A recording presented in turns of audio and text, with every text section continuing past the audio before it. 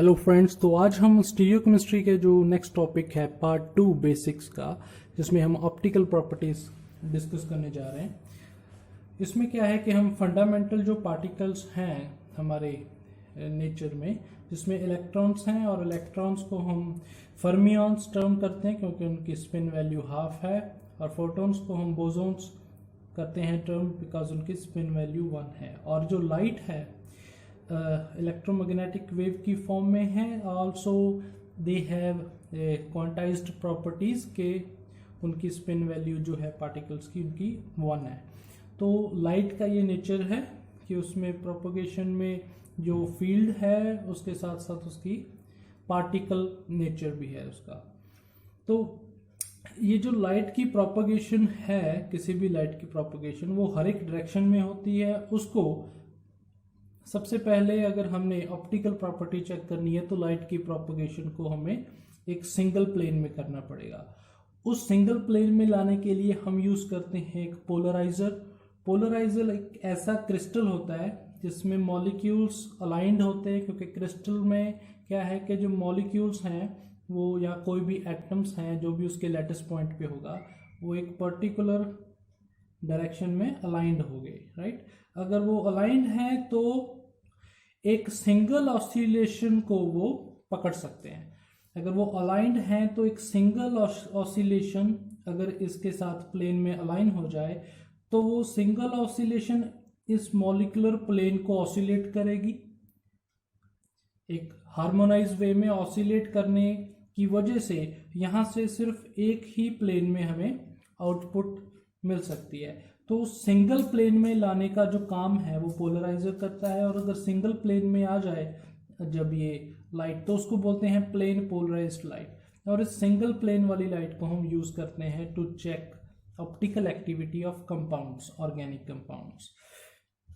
तो एक खास बात ये है कि जब ये लाइट है plane polarized light single plane में ऑसिलेट कर रही है, लेकिन इसके भी दो पार्ट हैं। एक तो हम बोल देते हैं इसको लेफ्ट सर्कुलेटरी, एक राइट सर्कुलेटरी। और जब ये दोनों पार्ट इनका जो वेक्टर सम है वो हमें एक सिंगल प्लेन देता है प्लेन पोलराइज्ड लाइट में, इन दोनों का। तो ये जब पास करते हैं किसी कायरल मॉलिक्यूल में से, कायरल मॉलिक्यूल ऐसा है जैसे हमने पिछली वीडियो को अगर आप रेफर करेंगे तो हमने बात की थी कि ऐसा होना चाहिए कि जिसमें 4 ग्रुप्स हों और वो अलग अलग हों। फॉर एग्जांपल हम यहाँ अभी कुछ भी ले सकते हैं। चारों ग्रुप अगर डिफरेंट हों तो ये हम कहते हैं कि ये कायरल होगा। इसका जो नेचर है कंपाउंड का वो इस तरह से है कि जो इलेक्ट्रिक फील्ड है वो अनसिमेट्रिक है। होल मॉलिक्यूलर ऑर्बिटल में जितने भी इलेक्ट्रॉन्स हैं जो भी वो फील्ड कॉज कर रहे हैं वो अनसिमेट्रिक है। और अनसिमेट्रिक की वजह से, अनसिमेट्रिक क्यों है ये भी हम अभी बात करेंगे, मतलब कैसे चेक करेंगे अनसिमेट्रिक है ये भी बात करेंगे। लेकिन ये अनसिमेट्रिक होने की वजह से जो इनकी जो प्रोपगेशन है इस मीडियम में से इलेक्ट्रिक फील्ड से, वो क्या है कि किसी एक जो सर्कुलेटरी मोशन है लाइट का वो मान लो ज़्यादा प्रोपगेट कर गया, दूसरा कम प्रोपगेट किया है। उसकी वजह से जो रिजल्टेंट आना चाहिए वो ड्रॉ कर लेते हैं कुछ इस तरह से। मान लो कि अगर 2 वेक्टर्स हों ऐसे, अगर इक्वली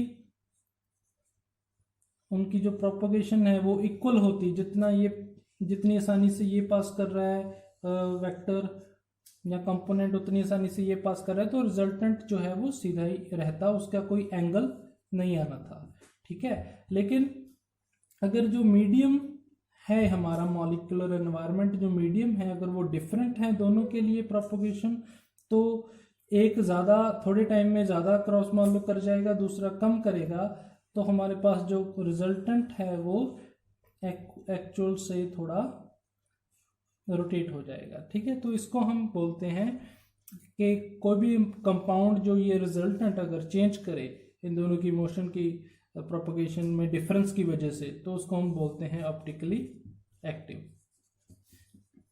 ठीक है। और इनको क्योंकि हमने स्टार्टिंग में बात की कि यहाँ पे दरअसल अनसिमेट्री है, तो अनसिमेट्री अगर हम चेक कर लें तो डायरेक्टली पता लग जाएगा ऑप्टिकली एक्टिव है कि नहीं है। तो अनसिमेट्री चेक करने के लिए हम चेक करते हैं किसी भी मॉलिक्यूल में प्लेन ऑफ सिमेट्री।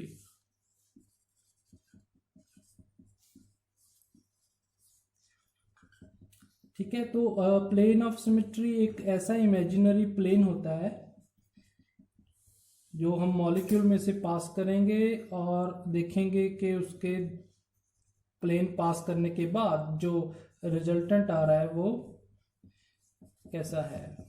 इसको थोड़ा सिंपली हम समझ सकते हैं। मान लीजिए ये है, ठीक है, हमारे पास ये डस्टर अगर है यहाँ पे, अगर यहाँ से हम एक इमेजिनरी प्लेन पास करें तो दोनों हिस्से जो हैं वो एक जैसे लग रहे हैं, मतलब यहाँ पे प्लेन ऑफ सिमेट्री इसमें है। ठीक है, यहाँ से भी प्लेन पास करें तो मोर और लेस दोनों हिस्से जो एक जैसे लग रहे हैं, तो यहाँ से भी प्लेन ऑफ सिमेट्री है। लेकिन अगर हम यहाँ से प्लेन ऑफ सिमेट्री पास करें बीच में से, तो इधर अलग एनवायरनमेंट, इधर अलग है, तो यहाँ प्लेन ऑफ सिमेट्री नहीं है। ऐसा ही प्लेन ऑफ सिमेट्री हम इसमें चेक कर सकते हैं। और प्लेन ऑफ सिमेट्री अगर ये जो चारों बनाए थे अभी मैंने, तो ऐसे ये चार जो है इनको हम मॉडल से देख लेते हैं।